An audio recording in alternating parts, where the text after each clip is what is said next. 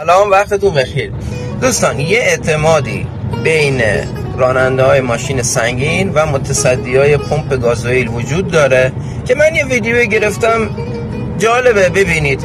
سلام، وقتتون بخیر. زنده باشی. ممنون، قربان شما. خدا قوت. سلامت باشی، زنده باشی. عذر میخوام، شما چند ساله که تو پمپ بنزین کار میکنید؟ من الان نزدیک 10-15 ساله. 10-15 ساله. بیشترش هم تو قسمت گازوئیل بودید؟ بعد شده راننده ایم، چون میبینم دستگاه کارتخوان همیشه روی صندلی گذاشته، راننده ها خودشون کارت میکشن و میرن. بله، ما 99% به راننده ماشین سنگی سوارا اعتماد داریم. بله، پوزمون مثلا نظری من خودشون کم میکنن، انعام اولا میکشن میرن. دمشون گرم. سلام، وقتتون بخیر. سلام نباشید. شده که راننده های ماشین سنگین در نبود شما که دستگاه کارتخوان رو گذاشتید اونجا گازوئیل بزنن و پول گازوئیل رو ندن برن؟ 1%. سلام، وقتتون بخیر.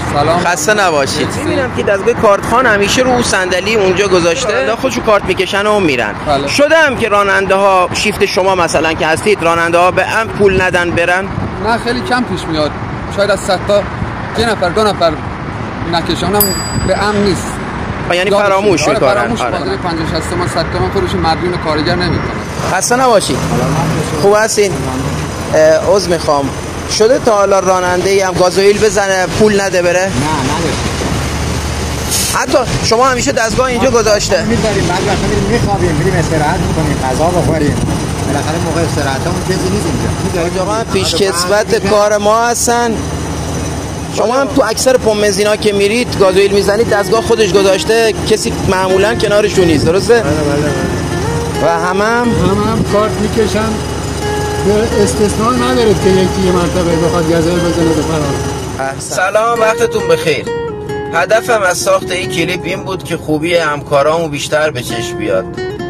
راننده های خشن زحمتکشی از همین جامعه هستن که خوبی های زیادی دارن ولی متاسفانه خیلی به چشم نمیاد. سالها تو فیلم ها راننده رو یه فرد بدقیافه عصبی در و داغونی نشون دادن که اینطوری نیست.